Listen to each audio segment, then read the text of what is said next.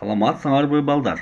Бүгүнкү жаңы темабыз сааттык алкактар.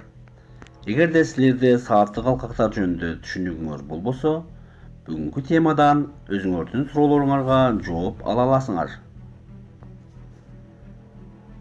Саат алкактары деген түшүнүктүн эки мааниси бар. Биринчиси географиялык саат алкагы. Жер бетинде ар бир 15 меридиан багытында жүргүзүлгөн шарттуу тилке. Экинчиси административдик саат алкагы. Жер бетинин айрым бөлүктөрүндө өзгөчө мыйзам негизинде аныкталган расмий убакыт белгиленген тилкелер. Саат алкактарын түзүүдө жер шарынын өзүнүн огунда айланышы жана жергиликтүү күн убактысы эске алынган. Ошондуктан жердин бетин 24 саат алкагына бөлүү жана эсептөө башталышын Гринвич меридианынан баштоо чечимин кабыл алышкан.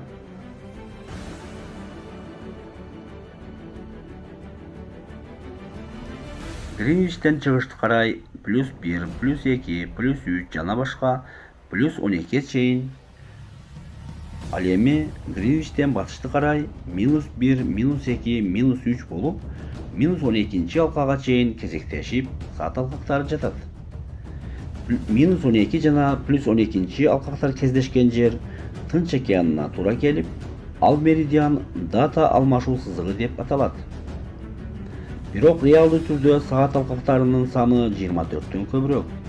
Дата алмашуу сызыгы аймагында +13, жада калса +14 тилкелер да колдонулат.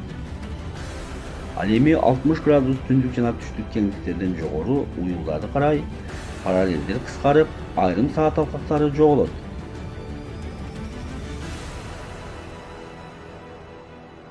Кайсы өлкөлөр эң көп саат алкагында жатат?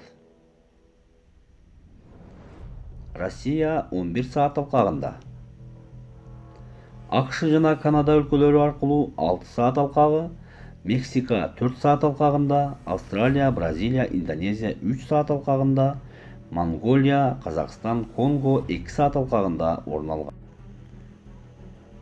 Кытай өлкөсүндөгү саат алкагы өтө кызык. Аянты 5 саат алкагына туура келгенине карабай, бүткүл Кытай бир гана саат алкагын колдонот.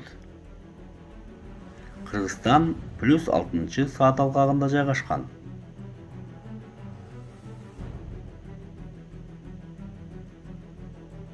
Бишкектен Токио шаары 3 саат, Петропавловск Камчатка шаары 6 саат алдында болсо, Москва 3 саат, Париж 5 саат, Нью-Йорк шаары 11 саат артта жайгашкан.